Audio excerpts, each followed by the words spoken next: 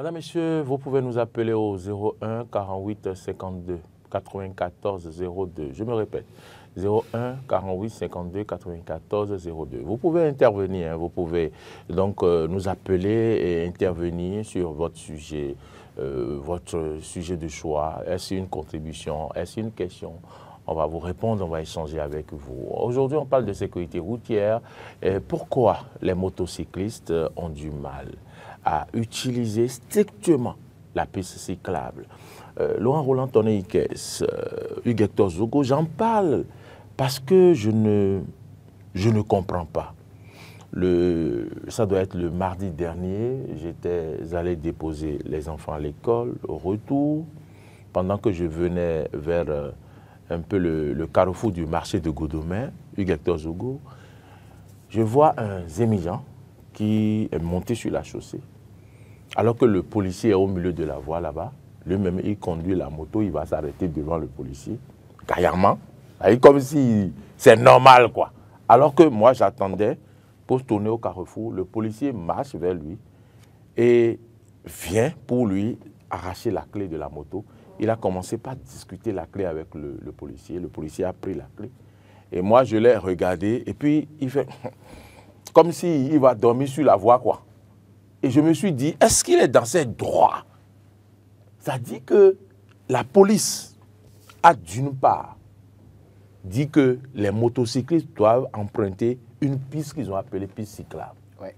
Deuxièmement, la police a averti qu'il y aura répression par rapport au respect des tests sur la route. Vous devez emprunter votre piste cyclable, vous devez mettre vos casques, vous devez. Maintenant, un matin, lui, gaillardement, il prend la chaussée, il vient s'arrêter devant la police, le policier. Je me suis interrogé, mais pourquoi? Quelles difficultés ils ont? Oui, par ailleurs, le gars, il veut aller à gauche, mais en venant de Glodigbé, il doit aller tourner jusqu'à peut-être 2 km avant de trouver une voie de sortie pour revenir encore. Eux, ils veulent faire économie d'essence.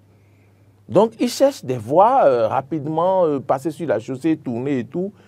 Mais quand même, est-ce que cela vaut mieux que d'aller se livrer à la police? Laurent Roland. Je crois que ceux qui font ces trucs-là, ils sont souvent à la base de certains accidents sur nos axes routiers.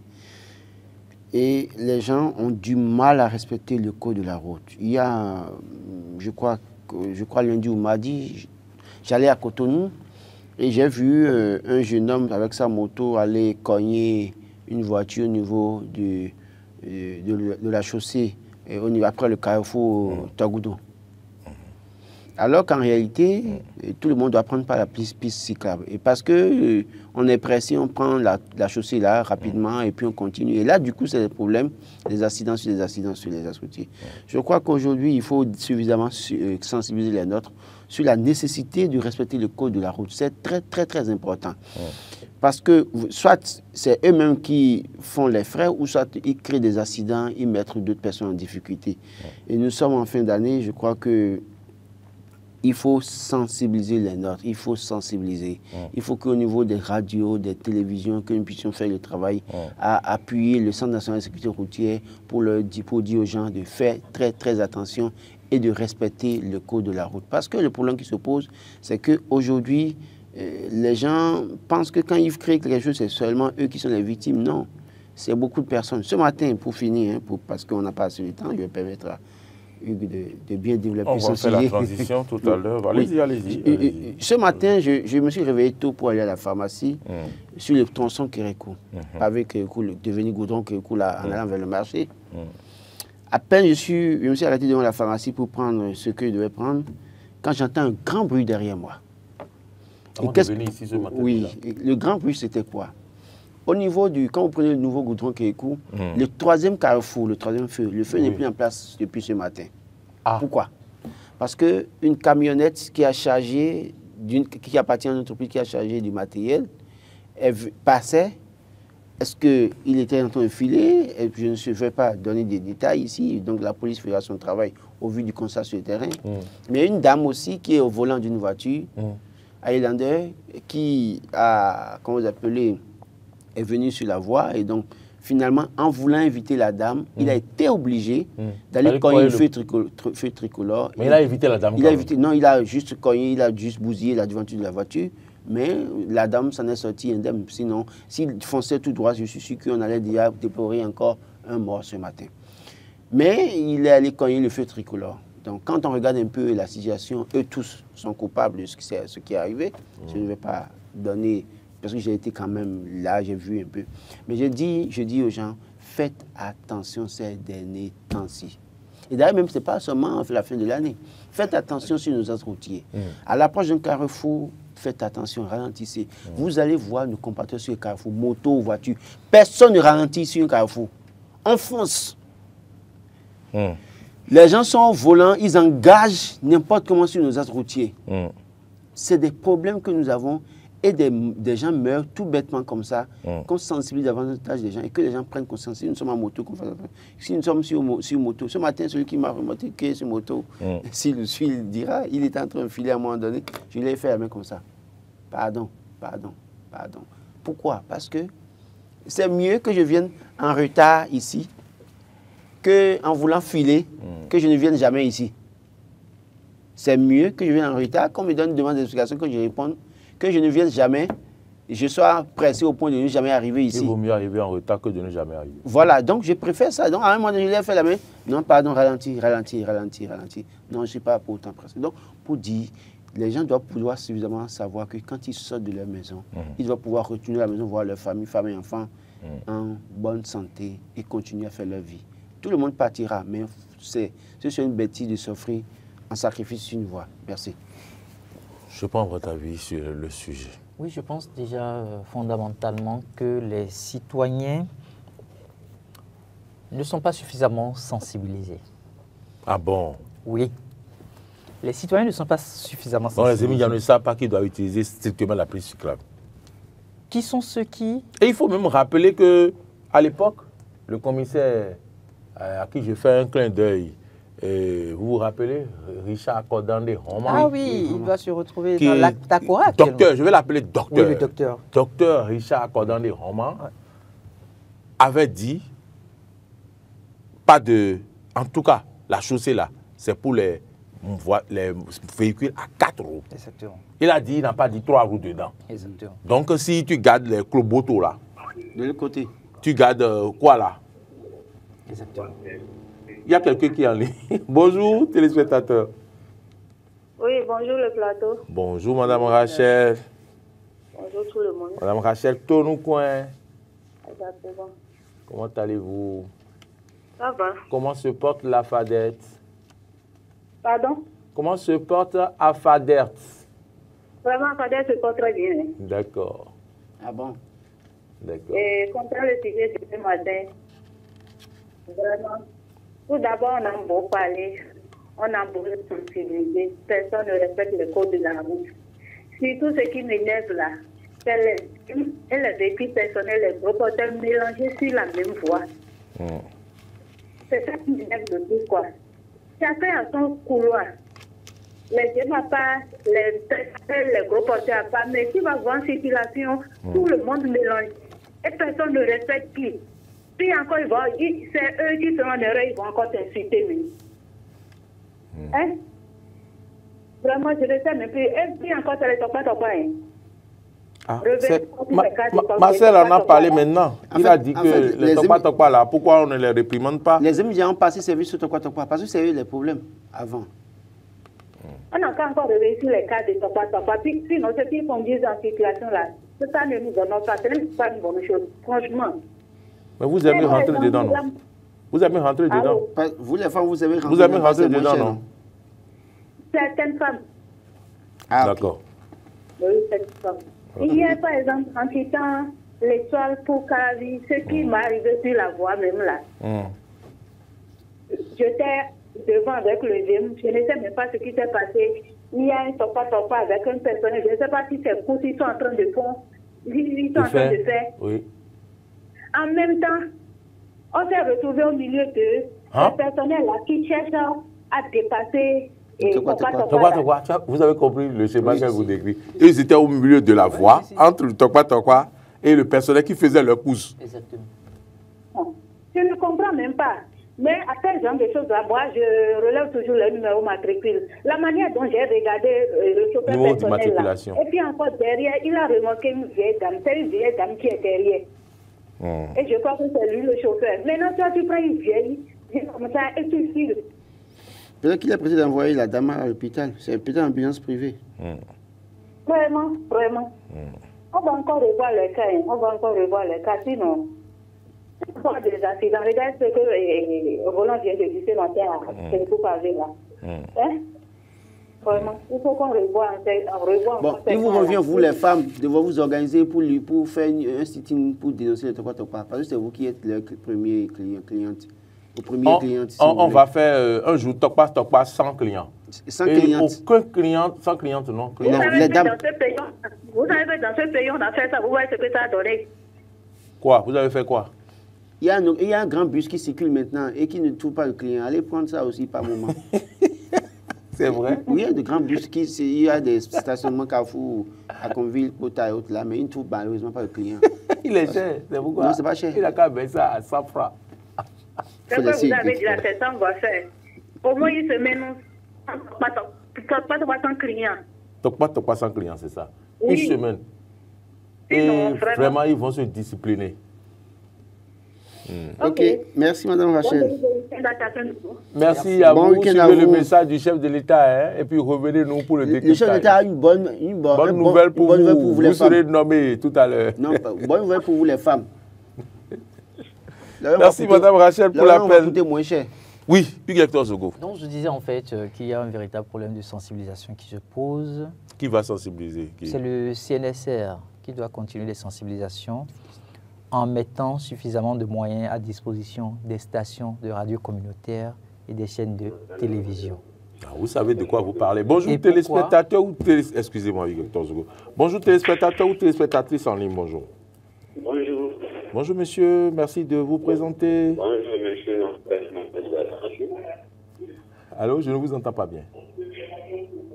Oui, bonjour, on Bonjour. m'appelle M. Damassi. On vous appelle monsieur Bodamassi. Oui, tout à fait. C'est notre ami. Vous nous appelez d'où? Oui, je vous appelle d'Akwakwa. Akpakpa, monsieur Bodamassi d'Akpakpa. Comment se portent nos amis d'Akpakpa? Je voudrais assister à l'émission. Oui, vous êtes déjà en direct. Monsieur Bodamassi. Diminuez le volume de votre télévision. Ce que M. Roland a dit, il a parfaitement raison. Les dénouements souffrent généralement d'un problème difficile. En fait, j'ai oublié seulement, je remarque que les gens, ils voient un carrefour et ils foncent tout droit sur le carrefour. Personne ne ralentit. À Cotonou, généralement.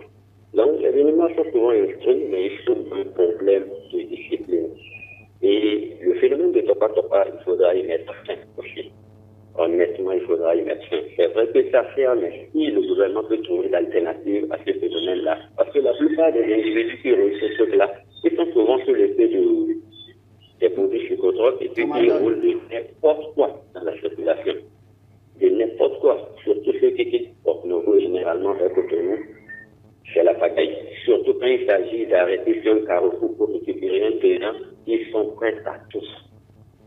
Ils sont prêts à tout. Donc, je crois que l'État doit prendre des dispositions pour mettre fin à ce phénomène. Très bien. Monsieur Bodamassi, vous avez toujours le problème d'eau à Akpakpa là? Oui, Où il faut avoir l'eau le matin et le soir, il n'y en a pas, c'est ça? oui, c'est fréquent chez moi. Ça fait plus de 2 mois, je n'en ai plus jamais eu. Plus de 2 mois. Je suis à Nanganan, et il faut que je prenne des bidons. Et pour aller chercher carrément de l'autre côté de l'abattoir, et puis on va la prendre des tissus pour aller chercher l'eau et les ramener à la maison. Chez moi, ça fait plus de 2 mois, il n'y a plus de gouttes d'eau. Wow. Allez, robinet. Wow. Bon, le gouvernement a dit qu'il y travaille. On va attendre de voir parce que c'est quand même une urgence. Merci infiniment de nous avoir appelés. Merci beaucoup. Restez avec nous pour suivre le discours du chef de l'État. Le chef d'État a une bonne nouvelle pour vous. Alors, Hugues, on vous a arrêté. Je parlais donc de la Oui, sensibilisation. mais vous m'impressionnez là avec... Il faut que le CNSR puisse nouer un contrat avec les chaînes de télévision et les stations de radio. Est-ce que les étudiants regardent les télévisions? Ils sont sur la moto en train de circuler, ils regardent la télévision. Les étudiants On ne peut pas les sensibiliser à travers la télévision.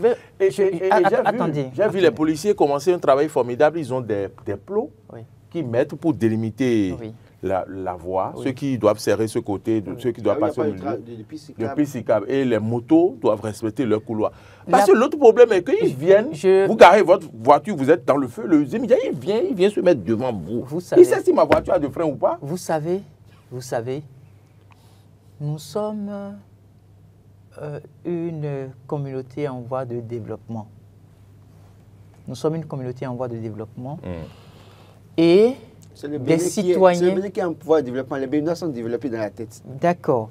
Il y a des populations, une certaine frange, d'accord, qui quittent des zones reculées pour venir à Cotonou travailler. Je suis d'accord.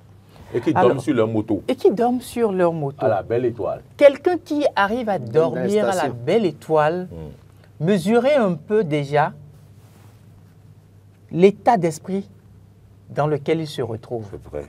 Lui, tout son souci, c'est de maximiser son gain. Ça lui permet de rentrer peut-être vendredi soir, de rester avec sa petite famille le samedi. Et le dimanche, il revient à Cotonou pour rechercher de l'argent. Pour voir ses copines aussi à Cotonou. Je ne sais pas s'il en a. Mais sur la piste cyclable que vous lui recommandez d'emprunter, est-ce qu'il a la possibilité d'aller à une vitesse qui lui permet de maximiser? Et donc, il dévie. Il se retrouve sur la chaussée. C'est vrai. Sans connaître effectivement, monsieur. il y a eu un autre qui est... Ah oui, bonjour monsieur. Oui, bonjour. Vous êtes déjà en direct avec nous sur Eden TV. Comment on vous appelle? On m'appelle M. Alphonse. Monsieur Soudé. Alphonse. Pas Soudé, c'est Soudé? Monsieur Pédé Alphonse. Monsieur Pédé Alphonse. Alphonse est un... D'accord. Vous nous appelez d'où? Je vous appelle Yenawadaro. Yenawadaro. D'accord. C'est à papa. On vous écoute. Oui, je vous suivais depuis longtemps. Vous demandez pourquoi les motocyclistes ont du mal à utiliser strictement la piste cyclable. Oui. Moi, je vois que c'est en ville, on observe ça là. Sinon. Parce que quelqu'un qui parlait tout à l'heure, il disait qu'il y a des gens qui viennent de la campagne, viennent en ville, ils veulent coûte que coûte chercher de l'argent et retourner. Oui. Dans les autres villes, là, il n'y a pas cette bagaille. Moi, j'ai l'impression que les forces de sécurité des grandes villes, là, excusez-moi beaucoup, ils ne sont pas si heureux. Allez par exemple à Porto-Novo. Vous n'allez pas voir un taximan prendre quelqu'un au bord de la voie. Les topas que vous parlez là. Jamais. Au bord de la voie, ils n'ont pas le droit. Ils ne peuvent même pas. C'est à Cotonou, on fait ça là. C'est à Cotonou. Cotonou et Calavi. C'est dans les grandes villes. Calavi aussi dedans. Hein. Calavi, bon, c'est les grandes villes. Il y a la bagaille. Oui, Calavi est ville à statut particulier maintenant. C'est une grande ville. Oui. Ouais, à Cotonou, quand moi je viens à Cotonou là, moi, c'est bizarre quoi. Moi, c'est du désordre.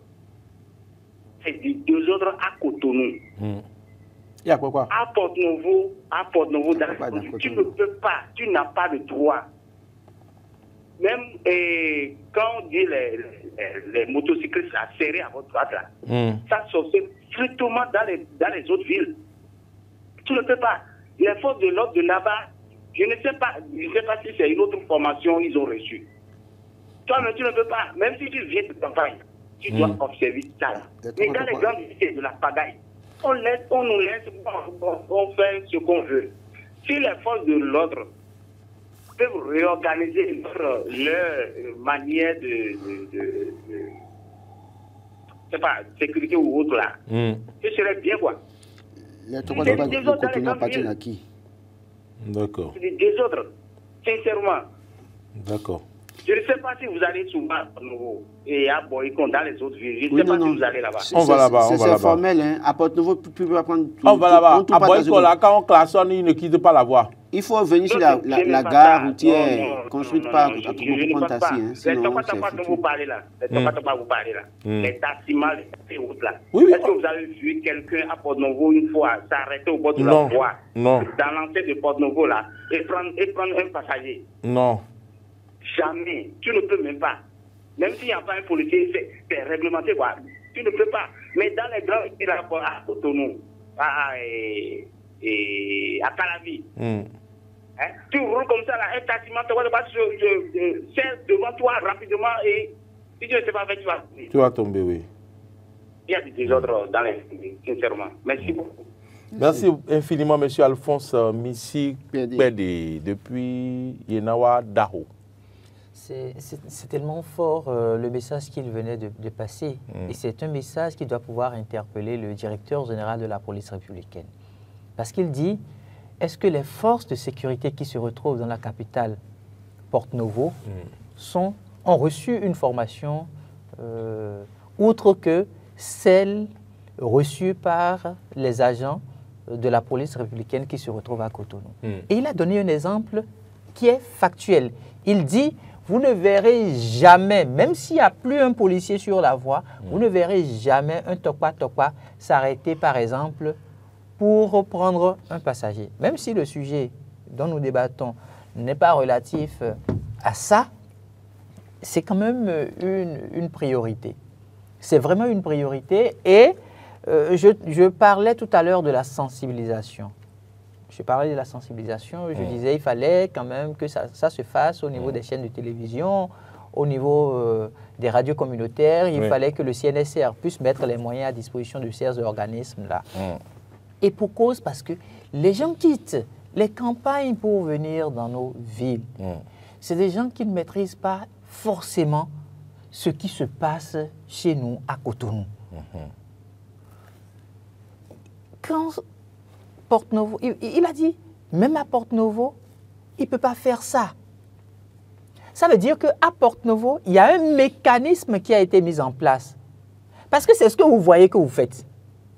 Vous constatez que tout le monde s'aligne. Personne ne prend pas la gauche ou la chaussée. La chaussée. Vous n'allez pas le faire aussi. Voyez-vous, donc ce mécanisme-là, il faut que toutes les structures qui travaillent à la sécurité routière puissent la redéfinir, notamment par rapport à la ville de Cotonou. Quelqu'un est en ligne. Bonjour, téléspectateurs en ligne, bonjour. Oui, c'est Madame Rachel qui est venue. Oui, Madame Rachel. Laissez-moi dire à votre confrère qu'il disait que les hommes qui quittent la campagne pour venir conduire ici, là. Allô? Oui, on vous suit, Madame Rachel. Oui, je suis en train de dire par là que ce n'est pas une raison. S'ils ne savent pas ce qui se passe, il faut mieux de rester au village et cultiver la terre. C'est mieux que de venir mettre la vie des gens en danger ici. Non, ce n'est pas facile. Maintenant, à Porto, c'est vrai que ce genre de choses ne se passe pas. Même à Boycon, ça ne se passe pas. Mais n'oubliez pas que les mêmes conducteurs de Porto ou de Boycon, ils viennent conduire en ville ici. Quand tu viens quelque part, si les gens sont en train de marcher avec la tête, toi aussi tu vas marcher avec la tête. Donc, c'est la même chose qui se produit. Quand tu quittes Porte-Nouveau, c'est vrai que ça ne se passe pas là-bas, mais quand tu viens en ville, ce que tes amis sont en train de faire, c'est ça toi-même tu vas faire. Ok. Donc, nous les citoyens, il faut le contrôler et moyen de les sensibiliser. Sinon, chaque fois, c'est des accidents là. Des familles qui perdent les trucs là. Très bien. Merci infiniment, Madame Rachel. On va clôturer et puis on va faire la transition. Si vous permettez rapidement, moi je voudrais juste préciser et revenir sur 2 points. En fait, oui, on a tout fait de dire les immigrants conduisent mal, mais les jeunes qui conduisent ZOE ne sont pas les immigrants. Les jeunes qui conduisent mal sur nos axes routiers ne sont pas les immigrants. Qui conduisent ZOE, qui se faufilent entre les voitures, qui vous mettent en difficulté sérieusement, ce ne sont pas les immigrants. Deuxième fait, quand même, c'est vrai que, question de sensibilisation, il faut suffisamment sensibiliser, mais le CNSS fait un travail, le Centre national de sécurité routière, le CNSR fait un travail aussi quand même. Par saison, vous voyez des agents au niveau des carrefours qui font la main aux motocyclistes pour leur dire d'emprunter le trafic local. Mais il y en arrive, pardon, contre qui naguent les agents. Et qui parfois même foncent sur eux avec leur moto. Donc en réalité, c'est une question de discipline à tous les niveaux. C'est-à-dire sensibilisation, parce que même dans le code, ceux qui sont sur les voies savent très bien qu'il faut passer par là-bas. Donc quelqu'un qui a la mauvaise foi ne veut pas passer par là où on lui a indiqué de passer. En réalité, celui-là n'a plus besoin de sensibilisation, mais celui-là a besoin de chicotte. On est fini. Très bien. Alors, Marcel Yado, on n'a pas encore de nouvelles de l'Assemblée nationale, mais on va donc observer une pause. On va observer une pause avec on va aller prendre du café d'abord. Nos teasers. On va prendre rapidement du café. On va donc revenir nous asseoir ici et puis on va parler du discours du chef de l'État du côté de Porto-Novo. Sur place, c'est Peggy Ludovic Dagba qui est sur place avec notre confrère Fabrice Nyakoti. Nous avons également Prince Martial à Goliagbo qui est là-bas à Porto-Novo. Et donc, merci déjà à tous ceux qui nous ont suivis depuis 8h jusqu'à 7h-ci. Et nous allons donc vous remercier. Martin Deden, rendez-vous lundi prochain